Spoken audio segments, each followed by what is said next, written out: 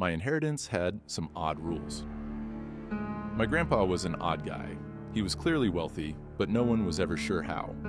He lived frugally in a small house on a quarter of an acre, with a sensible car and nothing too fancy in the house. If you'd driven past it, you would have assumed some old-timer on a pension was just moldering away his golden years there, and you would have been right in some ways. Where he showed his wealth was in his generosity. Grandpa liked to give. He gave the best Christmas presents, had the best candy for Halloween, donated to charities, and liked to see people happy.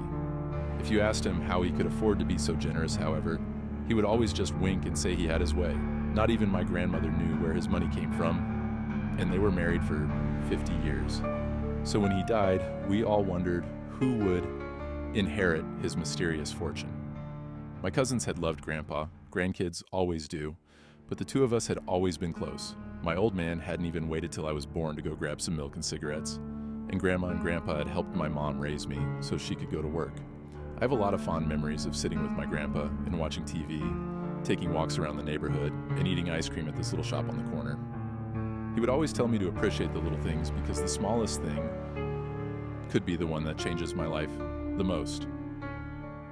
"Take this," he would say, showing me the door knocker he often carried in his pocket. I found this when I was a very young man, sifting through trash in a landfill as I looked for bottles to sell. It became my lucky charm, and it changed my life forever. Grandpa carried that door knocker for as long as I had known him, and it was pretty unique. It was a brass hand holding an apple, and it was all meticulously crafted in exhausting detail. The fingers had individual nails. The apple had a stem and leaves, and even the knuckles had wrinkles on them had been carefully worked. I couldn't believe as a young child that Grandpa had just pulled this out of a dump, but he carried it everywhere, and I suppose it did bring him luck.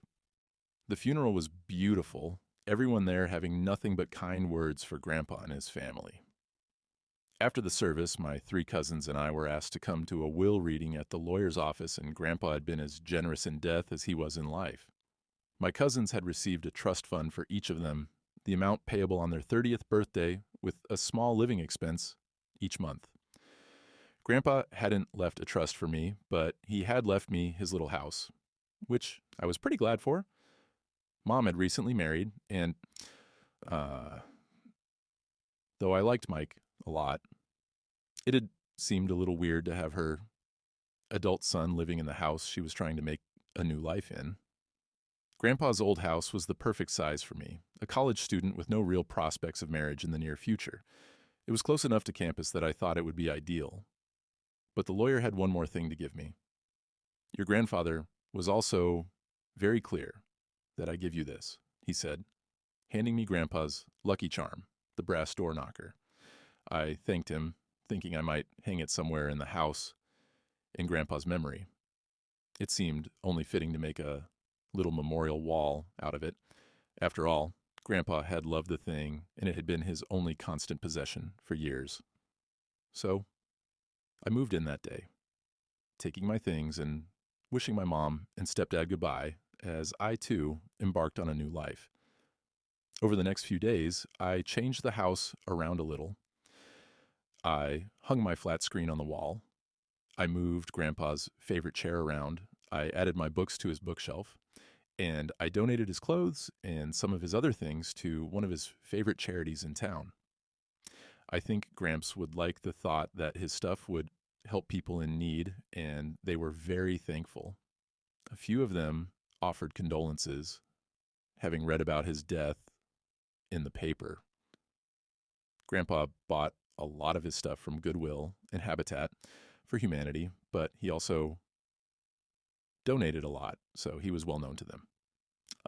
It was Friday, about 4 days after the funeral, when I noticed the knocker on the counter and remembered my plans to hang it and make a memorial wall.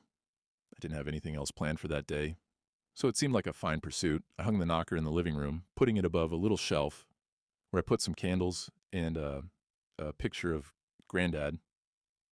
I put his wallet up there too, something else he was never without, and I added a tin of Altoids. a pocket watch I'd seen him wear, and a few other pictures of him. The door knocker was the centerpiece, and it all looked very nice when I got done. As I finished, I stepped back and admired it, thinking that Grandpa would have liked it too. That night was the first time I heard the knocking. I was lying in bed, doing some doom scrolling,